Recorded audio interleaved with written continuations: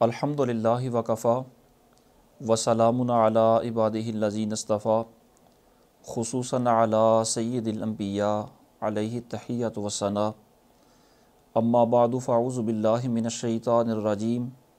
بسم اللہ الرحمن الرحیم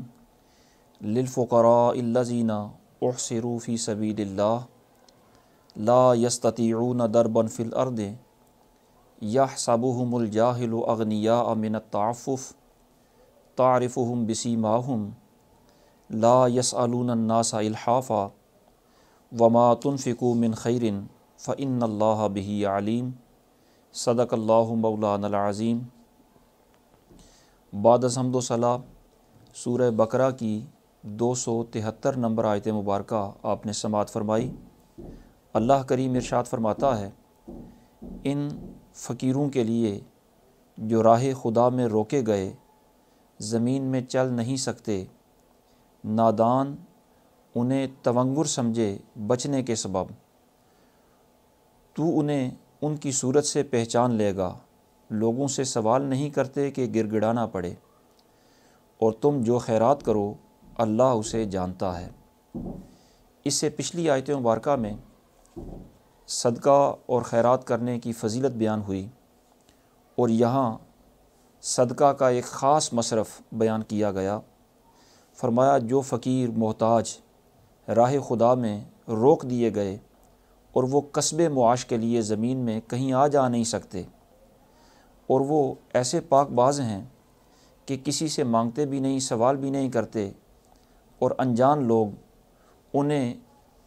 ان کی اس کیفیت کی وجہ سے سمجھتے ہیں کہ یہ تو خوشحال ہیں، مانگتے جو کسی سے کچھ نہیں، لیکن تم انہیں جب دیکھو گے تو ان کی نشانیوں سے انہیں پہچان لو گے کہ یہ واقعی محتاج ضرورت مند ہیں۔ تو وہ خاص ایک مصرف ہیں صدقات و خیرات کا، اور جو تم خیرات کرو اللہ رب العالمین اسے خوب جانتا ہے۔ اس آیت کریمہ کے شان نزول کے بارے میں یہ بیان کیا گیا کہ جب مدینہ طیبہ صحابہ اکرام نے ہجرت کر لی تو اس کے بعد جو فقراء مہاجرین تھے ان کے پاس مدینہ منورہ میں رہنے کے لیے نہ کوئی گھر تھا، نہ کوئی دنیاوی ساز و سامان تھا، نہ کوئی کاروبار تھا، نہ یہاں رشتہ دار، نہ کنبہ قبیلہ دوست احباب، کچھ بھی نہیں تھا جو انہیں آسرا و سہارا دیتا۔ یہ لوگ مسجد نبوی شریف میں ایک چبوترے پر رہتے تھے جسے صفہ کہا جاتا ہے، اور یہ اہل صفہ ہمیشہ مسجد میں حاضر رہتے۔ ان میں مہاجرین بھی تھے اور باقی لوگ بھی اصحاب صفہ میں شامل تھے۔ ان کا مشغلہ یہ ہوتا کہ دن بھر روزہ میں رہتے، تلاوت قرآن مجید میں مصروف رہتے، سرکار تشریف لاتے تو سرکار سے دین کے مسائل سیکھتے اور آپس میں بیٹھ کر ان کا تکرار کرتے، یاد کرتے، ایک دوسرے کو افہام و تفہیم کرتے، اور رات کو شب بیداری میں مشغول رہتے۔ جب بھی لشکر جہاد کے لیے مجاہدین کا جاتا یہ بھی اس میں شامل ہوتے۔ تو حضور کی خدمت میں یہ حاضر باش صحابہ اکرام تھے جو ہمیشہ مسجد میں اس لیے بیٹھے رہتے کہ سرکار کہیں تشریف لائیں تو حضور کی کوئی مجلس ہم سے مس نہ ہو جائے۔ ہر مجلس کے ارشادات یہ سنتے اور دین سیکھنے کے لیے وہاں پر بیٹھے رہتے، اور کہیں کسب معاش کے لیے نہیں جایا کرتے۔ ان کی کیفیت یہ تھی کہ اگر کچھ کھانے کو مل جاتا تو فابہا، ورنہ صبر سے قناعت سے وہاں زندگی کے دن گزار رہے ہوتے، کسی سے سوال بھی نہیں کرتے تھے۔ ان فقراء صحابہ کرام کے بارے میں خاص طور پر ترغیب دی گئی اغنیاء مسلمانوں کو کہ ویسے تو تم کسی کو بھی صدقہ کرو وہ قبول ہو جاتا ہے، لیکن ان کو کرو جو سوال بھی نہیں کرتے، اور اللہ کی راہ میں یہ رکے ہوئے ہیں، کہیں کمانے کے لیے جا بھی نہیں سکتے، اور عفت شعری ان کی اتنی ہے کہ اجنبی بندہ انہیں غنی خیال کرتا ہے، لیکن تو جب انہیں دیکھے گا تو ان کی نشانیوں سے انہیں پہچان لے گا۔ اس آیت کریمہ کے اندر جو الفاظ استعمال ہوئے انہیں ملاحظہ فرمائیں۔ ارشاد فرمایا للفقراء الذین احصروا فی سبیل اللہ، کہ صدقات خاص طور پر ان فقیروں کے لیے ہیں جو راہ خدا میں روک دیے گئے۔ وہ کس وجہ سے روکے گئے؟ وہ روکنے والی وجہ بعض اوقات ظاہر ہوتی ہے اور بعض اوقات مخفی ہوتی ہے۔ ظاہری وجہ یہ ہوتی ہے کہ کوئی دشمن انہیں روک لے، کوئی درندہ انہیں روک لے، یا ملکی پابندیاں، جغرافیائی حدود کی پابندیاں انہیں روک لیں تو وہ راہ خدا میں روک لیے گئے۔ مثلا کوئی گرفتار ہو گیا، جہاد میں گیا، قیدی بن گیا، حج میں جا رہا تھا، دشمن نے راستہ روک دیا، جو بھی راہ خدا میں تھا اسے کوئی ظاہری وجہ روک دے یا روکنے والی کوئی باطنی وجہ ہو۔ مثلا وہ بیمار ہو گیا تو بیماری کی وجہ سے وہ آگے جا نہیں سکتا، اب ظاہر ہے بیماری باطنی وجہ ہے جس کی وجہ سے وہ رک گیا، تو جو بھی راہ خدا میں ہے وہ کسی بھی وجہ سے روک دیا گیا تو وہ بندہ اب لا یستطیعون ضربا فی الارض، وہ زمین میں کسب معاش کے لیے جا بھی نہیں سکتا، تو وہ صدقات کا خاص مصرف ہے۔ ایسے ہی جو لوگ اللہ اور اس کے رسول کی اطاعت میں اس طرح مشغول ہوتے ہیں کہ کسب معاش کے لیے ان کے پاس وقت نہیں ہوتا اور وہ ہمیشہ اپنے آپ کو دین کے لیے یا راہ خدا میں وقف کیے ہوتے ہیں۔ مثلا وہ مجاہد جو جہاد میں ہے، اب ظاہر ہے وہاں بزنس تو کر نہیں سکتا، لیکن اللہ کی راہ میں خود کو اس نے روکا ہوا ہے۔ اسی طرح جو لوگ قرآن و سنت کی تعلیمات سیکھنے یا سکھانے کے لیے مدارس میں، مساجد میں یا کسی بھی بستی میں کسی جگہ پر بھی وہ دن رات لگے ہوئے ہیں، انہوں نے اپنے آپ کو اللہ کی راہ میں روکا ہوا ہے، ظاہر ہے کمانے کا ان کے پاس وقت نہیں ہے، وہ فقراء بھی فی سبیل اللہ ہیں۔ اور فرمایا یحسبہم الجاہل اغنیاء من التعفف، کہ بے خبر لوگ انہیں غنی سمجھتے ہیں سوال سے بچنے کی وجہ سے کہ وہ کسی سے مانگتے کچھ نہیں۔ یہاں جاہل سے مراد بے علم نہیں بلکہ جاہل سے مراد بے خبر ہے۔ اور تعفف یہ لفظ عفت سے بنا ہے، اور عفت کا مطلب ہوتا ہے صبر کرنا۔ جو ناپسندیدہ اور ناجائز چیز مرغوب ہو، اس کے مرغوب ہونے کے باوجود اس سے بچنا عفت کہلاتا ہے۔ اسی لیے جو عورت اپنے دامن کو بے حیائی اور قباحت سے بچائے رکھتی ہے اس عورت کو عفیفہ کہا جاتا ہے۔ تو اس آیت کا مفہوم یہ ہے کہ اللہ کی رضا میں مشغول رہنے کی وجہ سے، کسب سے، کمانے سے باز رہنے والوں کو ان کے سوال سے بچنے کی وجہ سے اور اپنا فقر چھپانے کی وجہ سے ناواقف آدمی سمجھ بیٹھتا ہے کہ یہ غنی ہیں، حالانکہ وہ غنی نہیں ہوتے، ان کے پاس دنیاوی مال و متاع نہیں ہوتا، بلکہ وہ صرف عفت کی وجہ سے سوال نہیں کرتے۔ لیکن فرمایا تعرفہم بسیماہم، کہ تو انہیں پہچان لے گا ان کی نشانی کی وجہ سے۔ اور یہاں نشانی سے مراد کیا ہے؟ یا تو مراد یہ ہے کہ ضعف کی وجہ سے، کمزوری کی وجہ سے ان کے چہرے پر کمزوری کے آثار نمایاں ہیں، فقر و فاقہ، بھوک، اس کے آثار ان کے چہرے کی وجہ سے کہ چہرے پر نمایاں ہیں۔ اسی طرح جو عام لوگوں کی لباس کے اندر جو ایک ٹیپ ٹاپ ہوتی ہے، اور عام لوگوں کی لباس کے اندر جو ایک فرحت، ایک صاف ستھرا پن یا نیا پن عام لوگوں کے لباس میں ہوتا ہے، ان کا لباس اس طرح کا نہیں ہوتا، یہ ان کی ظاہری نشانیاں ہیں۔ یا یہاں نشانی سے مراد یہ ہے کہ ان کے چہروں پر ایک نور کا ہالہ ہے، اور کثرت عبادت کی وجہ سے ان کی آنکھوں میں ایک خاص قسم کی چمک ہوتی ہے، اور ان کے چہرے پر ایک خاص قسم کی ہیبت اور وقار ہوتی ہے، اطمینان کی دولت ہوتی ہے، یا یہ نشانیاں مراد ہیں۔ تو فرمایا ان کی نشانیاں، خواہ وہ والی نشانیاں ہوں جن کا تعلق مال سے ہے، خواہ یہ والی نشانیاں ہوں جن کا تعلق روحانیت سے ہے، بہر صورت ان کی نشانیوں سے تم انہیں پہچان لوگے۔ اور ان کی ایک خاص نشانی بھی بیان فرمائی کہ لا یسألون الناس الحافا، کہ وہ لوگوں سے سوال نہیں کرتے کہ لوگوں کے سامنے گڑ گڑانا پڑے اور لوگوں کے سامنے عاجزی اختیار کرنا پڑے، ان کی منت کرنا پڑے، اس لیے وہ لوگوں سے سوال کرتے ہی نہیں۔ اس آیت کریمہ کے ضمن میں مفسرین نے جن مسائل شرعیہ کو بیان فرمایا، ان میں سے پہلا مسئلہ تو یہ ہے کہ اللہ کی رضا کے لیے جو شخص دین کے حصول کے لیے، یا دین تو اس نے حاصل کر لیا، اب اس دین کی تبلیغ کے لیے اپنی زندگی کو وقف کر دے، وہ اللہ رب العالمین کی خصوصی عنایات کا مستحق ہوتا ہے۔ اصحاب صفہ جو تھے، انہوں نے اپنی زندگی اسرت کے باوجود اللہ کی رضا کے لیے وقف کر دی، تو مالک کریم کی عنایات کے وہ خصوصی مستحق ٹھہرے، اور ان کی ضروریات کو پورا کرنے کے لیے اللہ کریم نے دیگر مسلمانوں کو حکم دیا۔ یہ ان کی شان ہے، یہ ان کی عظمت ہے کہ جو اس کے لیے اپنے آپ کو وقف کر دیتے ہیں، ان کی ضروریات کے پورا کرنے کا اہتمام مالک کریم دوسروں کے ذمہ لگا دیتا ہے۔ اسی طرح جس طرح انسان اس کی رضا کے لیے وقف ہو جائے تو اس کی ایک شان بڑھ جاتی ہے، اور اس کی ضروریات دوسروں کے ذمہ لازم کر دی جاتی ہیں، اسی طرح اگر کوئی قطع زمین اللہ کی رضا کے لیے وقف ہو جائے تو اس کی عظمت بھی بڑھ جاتی ہے، وہ بھی مسجد بن جاتا ہے، اس کی شان بڑھ جاتی ہے۔ حتیٰ کہ اگر کوئی جانور، حقیر سمجھا جانے والا جانور بھی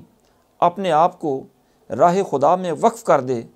تو مالک کریم اس کی بھی عظمت بیان کر دیتا ہے۔ اصحاب کہف کا جو کتا تھا، اس نے اپنے آپ کو اصحاب کہف کے ساتھ وقف کیا تھا، لیکن اس کا بھی ذکر تعریف کے ساتھ اور اس کی عظمت کے بیان کے ساتھ قرآن مجید کے اندر بیان کیا گیا۔ یہ فائدہ الذین احصروا فی سبیل اللہ سے حاصل ہوا کہ جو لوگ اللہ کی راہ میں روک دیے گئے، جنہوں نے اپنے آپ کو اللہ کی راہ میں وقف کر دیا، وہ خصوصی عنایات کے مستحق ہوتے ہیں۔ اور یہاں چونکہ صدقہ کا خاص مصرف بیان کیا گیا کہ یہ لوگ صدقہ کا خاص مصرف ہیں، اس سے علماء نے یہ مسئلہ اخذ کیا کہ ویسے تو نفلی صدقہ کا مصرف کوئی بھی انسان ہو سکتا ہے، خواہ وہ متقی ہو اور خواہ وہ گناہ گار ہو، لیکن ان عمومی مصارف میں سے خصوصی طور پر اللہ رب العالمین نے ان متقی، پرہیزگار اور اپنی عنایات کے مستحق لوگوں کا خصوصی طور پر تذکرہ کیا۔ اس کا مطلب یہ ہے کہ مصارف تو نفلی صدقات کے عام ہیں، کسی کو بھی دیں تو نفلی صدقہ ادا ہو جاتا ہے، لیکن متقی فقیر پر خرچ کرنا یہ زیادہ بہتر ہے۔ اسی طرح جو طلباء علوم دینیہ کے لیے اپنی زندگی کو وقف کر دیتے ہیں، اور جو علماء دین کی ترویج و اشاعت اور اس کی تدریس کے لیے اپنے آپ کو وقف کر دیتے ہیں، ان پر خیرات کرنا یہ زیادہ افضل ہوتا ہے، اس واسطے کہ ان کی خدمت سے دوہرا فائدہ ہوتا ہے۔ ایک تو محتاج کی امداد ہو جاتی ہے، اور دوسرا دین کی ترویج و اشاعت ہو جاتی ہے، اس لیے انہیں دینا یہ زیادہ پسندیدہ ہے۔ اور اسی آیت کے ضمن میں علماء نے یہ مسئلہ بھی اخذ فرمایا کہ ان لوگوں کی صدقہ کے مصارف بیان کرتے ہوئے خاص مصرف کی مالک کریم نے جو نشاندہی فرمائی، اس کے ساتھ یہ بھی فرمایا کہ لا یسألون الناس الحافا، وہ لوگوں سے مانگتے نہیں کہ گڑ گڑانا پڑے۔ اس کا مطلب یہ ہے کہ جو مانگنے والے ہیں انہیں دیں تو صدقہ تو ادا ہو ہی جاتا ہے، لیکن مانگنے والوں کو دینے کی بجائے نہ مانگنے والوں اور اپنی عفت بچانے والوں کو دینا یہ زیادہ بہتر ہے۔ اگر متقی ہوں تو بہت ہی بہتر ہے، اور اگر متقی نہ بھی ہوں پھر بھی سوال سے بچتے ہوں تو بھی انہیں دینا مانگنے والوں کو دینے سے زیادہ بہتر ہے۔ اس کا مطلب یہ ہے کہ جو پیشہ ور بکاری ہیں انہیں دینے کی بجائے جو قناعت پسند فقیر ہیں انہیں دینا بہتر ہوتا ہے۔ اور اسی آیت کے ضمن میں مفسرین نے یہ مسئلہ بھی اخذ فرمایا کہ یہ آیت خاص طور پر چونکہ اصحاب صفہ کے بارے میں نازل ہوئی، اصحاب صفہ بظاہر تندرست ہیں، کمانے پر قادر ہیں، لیکن اس کے باوجود انہوں نے اپنے آپ کو اللہ کی رضا کے لیے وقف کیا ہوا ہے، تو ان کی ضروریات اللہ نے دوسروں کے ذمہ لازم کر دیں، وہ مصرف ہیں صدقہ کا۔ تو اس کا مطلب یہ ہے کہ جو شخص محتاج ہو اسے صدقات دیے جا سکتے ہیں، اگرچہ وہ صحت مند ہو، تندرست ہو اور کمانے پر قادر ہو۔ بلکہ علماء نے یہاں تک بیان فرمایا کہ جو کمانے پر قادر ہے بلکہ کماتا بھی ہے، لیکن اس کی کمائی اس کی ضروریات کو پورا نہیں کرتی، تو اسے دیگر صدقات کے علاوہ زکوٰۃ بھی دی جا سکتی ہے۔ وہ بے شک بیمار بھی نہ ہو، معذور بھی نہ ہو، کماتا بھی ہو، برسر روزگار بھی ہو، صحت مند بھی ہو، لیکن اس کی کمائی اس کی ضروریات کے لیے کافی نہیں، تو وہ زکوٰۃ کا بھی مستحق ہے اور دیگر صدقات بھی اسے دیے جا سکتے ہیں۔ اسی طرح علماء نے یہ مسئلہ بھی اسی آیت کریمہ کے ضمن میں بیان فرمایا کہ زکوٰۃ اور صدقات دینے والے پر یہ لازم ہے کہ وہ لوگوں کے احوال کی رعایت رکھے، جسے سمجھے کہ یہ زیادہ محتاج ہے اسے پہلے دے، اسے ترجیح دے، اور جسے یہ دیکھے کہ یہ محتاج ہے اور قناعت شعار بھی ہے، یہ لوگوں سے سوال بھی نہیں کرتا، اسے عام لوگوں سے زیادہ ترجیح دے اور اسے دینے میں زیادہ ثواب ہوتا ہے۔ اور اپنی قناعت کو برقرار رکھنا یہ مشکل تو بہت ہوتا ہے، لیکن اللہ رب العالمین کے ہاں اس کا اجر و ثواب بہت ہے۔ اصحاب صفا اپنے فقر و فاقہ کو چھپایا کرتے تھے، کسی سے سوال نہیں کیا کرتے تھے۔ مالک کریم نے ان کی عظمت کا تذکرہ قرآن مجید میں بیان فرمایا ہے۔ تو اپنی محتاجی کو اور اپنے فقر و فاقہ کو مخلوق سے چھپانا یہ اللہ کو بڑا پسند ہوتا ہے، اور مالک کریم نے اس کی تعریف بیان فرمائی ہے۔ اور اسی آیت کریمہ کے ضمن میں مفسرین نے جب یہ اس آیت کے لفظوں کے کہ تعرفہم بسیماہم، ان کی نشانیوں سے تم انہیں پہچان لوگے، اس سے علماء نے یہ اصول اخذ فرمایا کہ بعض شریعت کے احکام ایسے ہوتے ہیں کہ جو نشانیوں پر، علامتوں پر بھی جاری ہو جاتے ہیں۔ مثلاً اگر کسی میں فقر کی علامت پائی جائے اور اسے فقیر سمجھ کر زکوٰۃ دے دی جائے تو وہ زکوٰۃ ادا ہو جائے گی، اگرچہ وہ حقیقت میں فقیر نہ بھی ہو، لیکن فقیر ہونا اس نے ظاہر کیا، ہم نے فقیر ہونا سمجھ لیا، فقیر ہی سمجھ کر زکوٰۃ دی تو وہ زکوٰۃ ادا ہو جائے گی۔ اسی طرح علامات پر جو دیگر احکام شرعیہ جاری ہوتے ہیں، ان میں سے آپ یوں سمجھیں کہ اگر کسی شخص میں کفر کی علامت پائی جائے، ہم نے کفر کی علامت کسی میں دیکھی تو ہم اسے کافر سمجھیں گے۔ مثلاً کسی نے چوٹی رکھی ہوئی ہو جس طرح کافر رکھتے ہیں، یا کسی نے زنار باندھا ہوا ہو، یا کسی عورت نے کشکا لگایا ہوا ہو، تو اسے کافر سمجھا جائے گا۔ اسی طرح اگر کسی میت کے بارے میں معلوم نہ ہو سکے کہ یہ میت مسلمان کی ہے یا کافر کی ہے، اسے غسل دیں یا نہ دیں، مسلمانوں کے قبرستان میں دفن کریں یا نہ دفن کریں،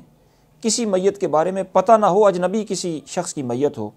تو اس کے بارے میں بھی دیکھیں کہ اگر کفر کی کوئی علامت نظر آ رہی ہے تو اسے کافر سمجھیں گے، نہ اسے غسل دیں گے، نہ کفن دیں گے، نہ مسلمانوں کے قبرستان میں دفن کریں گے، ویسے ہی گڑھا کھود کے مٹی کے اندر اسے چھپا دیں گے۔ اور اگر کسی میت میں مسلمانی کی کوئی علامت پائی جا رہی ہے، مثلاً اس کا ختنہ موجود ہے، تو اسے مسلمان سمجھیں گے، اس پر مسلمانوں والے احکام جاری ہوں گے، غسل بھی دیں گے، کفن بھی دیں گے اور قبرستان میں دفن بھی کریں گے۔ اسی طرح اگر کوئی میت کافروں کے علاقے میں پائی جائے، جہاں مسلمان نہیں ہوتے، کافر ہی ہوتے ہیں، تو وہاں کسی اجنبی کی میت کا پایا جانا اس کے کفر کی علامت ہوتی ہے، اسے کافر سمجھا جائے گا۔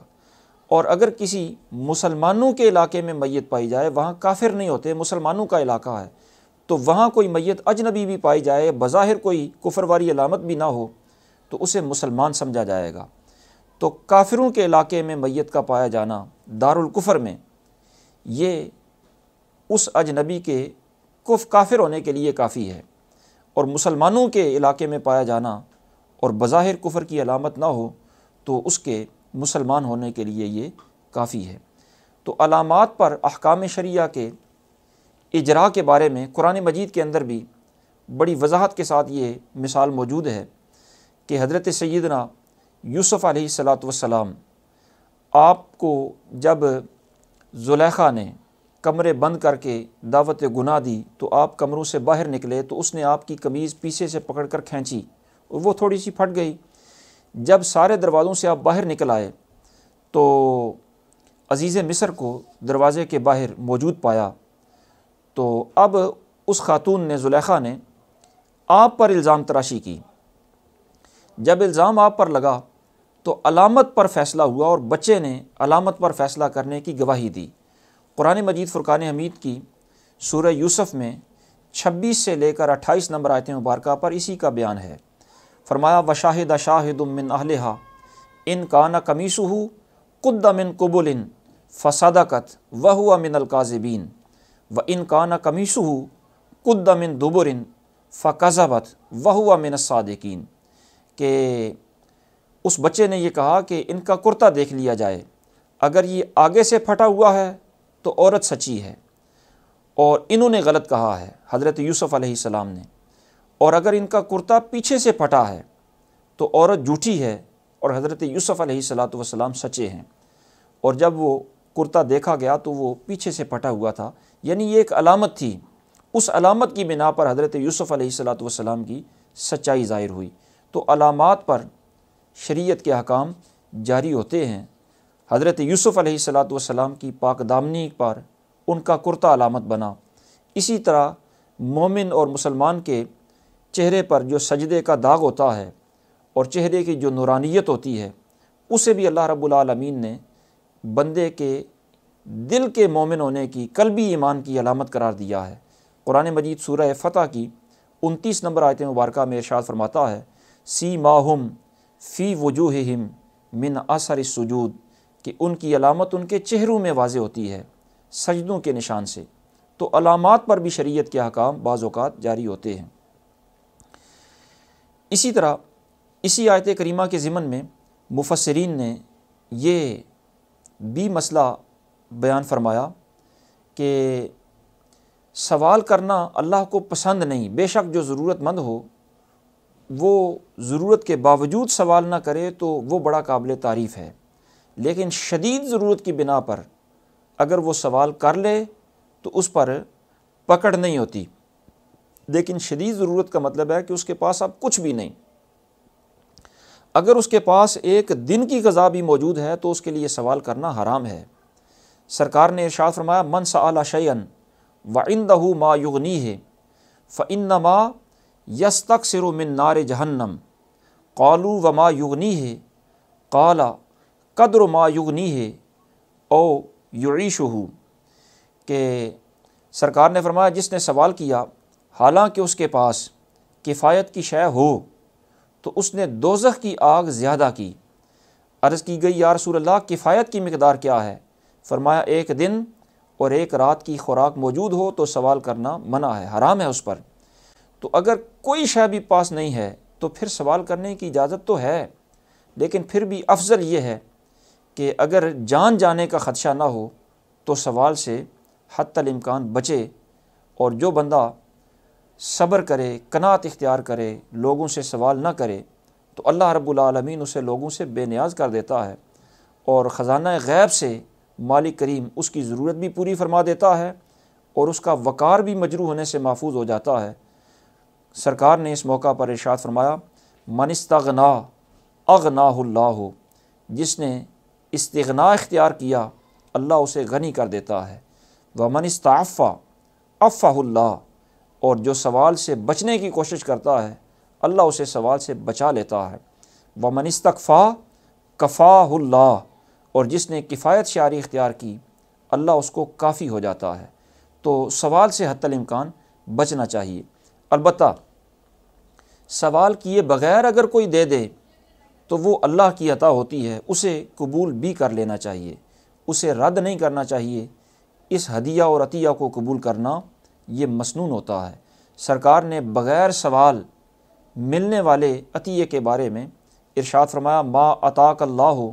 عز وجل من ھذا المال من غیر مسئلۃ ولا اشراف فخذہ، کہ جو مانگے بغیر مال ملے اور تم نے مانگا بھی نہیں اور طبیعت اس کی طرف للچائی ہوئی نظروں سے دیکھتی بھی نہیں، اس کے باوجود اللہ نے جو دے دیا فرمایا وہ لے لو، فتمول ہو او تصدق بھی، اب تمہاری مرضی اسے لینے کے بعد چاہے تو اپنے پاس رکھو چاہے اسے صدقہ کر دو، لیکن وہ لے لو۔ وما لا فلا تتبعہ نفسک، اور جو اس طرح نہ ملے اس کے لیے اپنے آپ کو ہلکان بھی نہ کیا کرو، یعنی اس کے لیے زیادہ دلچسپی بھی دل میں نہ رکھا کرو۔ اسی طرح اس آیت کریمہ کے ضمن میں مفسرین نے یہ مسئلہ بھی اخذ فرمایا کہ ویسے تو سوال کرنا منع ہے، لیکن خاص طور پر یہ بات ذہن نشین رہے کہ جس سوال سے انسان کی عزت مجروح ہوتی ہے وہ سوال منع ہوتا ہے، اور عام جو ضرورت کی چیزیں ہوتی ہیں جنہیں مانگنے سے عزت مجروح نہیں ہوتی اور جنہیں مانگنا وقار کے خلاف نہیں ہوتا، اس طرح کی سوال کرنا اور اس طرح کی چیز مانگنا وہ منع نہیں ہے۔ مثلا کسی سے پانی مانگ لینا، اسی طرح آگ لگانے کے لیے کسی کے پاس وہ آگ لگی ہوئی موجود ہے تو آپ اس سے چنگاری مانگ لیں، تھوڑا سا نمک کسی سے مانگ لیں۔ یہ جو عام ضروریات کی چیزیں ہوتی ہیں جنہیں کوئی دینے میں زیادہ اہتمام بھی نہیں کرنا پڑتا اور جنہیں مانگنے میں عزت مجروح بھی نہیں ہوتی، یہ سوال منع نہیں ہے۔ سوال وہ منع ہے جس سے انسان کی عظمت مجروح ہوتی ہے، اور یہ کوئی چیز اگر مانگے تو جس سے مانگی جا رہی ہے وہ روکے بھی نہ، وہ اگر روکے گا تو اس کی اللہ رب العالمین نے قرآن مجید نے مذمت بیان فرمائی ہے۔ سورہ ماعون میں ارشاد فرمایا کہ یہ جو کفار ہیں ان کی یہ خصلت ہے کہ یمنعون الماعون، یہ برتنے کی چیز بھی مانگنے پر کسی کو نہیں دیتے۔ تو مومن کی یہ شان نہیں کہ وہ اس طرح کی چیز بھی مانگنے سے نہ دے۔ اس طرح کی چیز مانگنے میں بھی کوئی حرج نہیں، اور کوئی مانگے تو اسے دینا بھی لازمی ہوتا ہے۔ اور اسی آیت کے ضمن میں مفسرین نے یہ مسئلہ بھی بیان فرمایا کہ سوال ویسے تو ہر جگہ پر کرنا منع ہوتا ہے، لیکن خاص طور پر مسجد میں اپنے لیے سوال کرنا یہ خصوصی طور پر منع ہے۔ البتہ دینی ضروریات کے لیے اور دیگر فقراء کے لیے مسجد میں بھی سوال کرنا جائز ہے اور لوگوں کو ترغیب دینا بھی جائز ہے۔ نبی پاک صلی اللہ تعالیٰ علیہ وسلم نے غزوات کی تیاری کے لیے صحابہ کرام سے بارہا دفعہ مالی معاونت کی ترغیب دی اور انہیں یہ اپیل بھی فرمائی۔ تو دینی ضروریات کے لیے یا دوسروں کی ضروریات کے لیے مسجد میں مانگنا یہ جائز ہوتا ہے، لیکن اپنی ضرورت کے لیے کہیں بھی مانگنا منع ہے، اور مسجد میں تو خصوصی طور پر منع ہوتا ہے۔ دعا ہے اللہ رب العالمین انہی کلمات کو شرف قبولیت عطا فرمائے۔ وما توفیقی الا باللہ العلی العظیم۔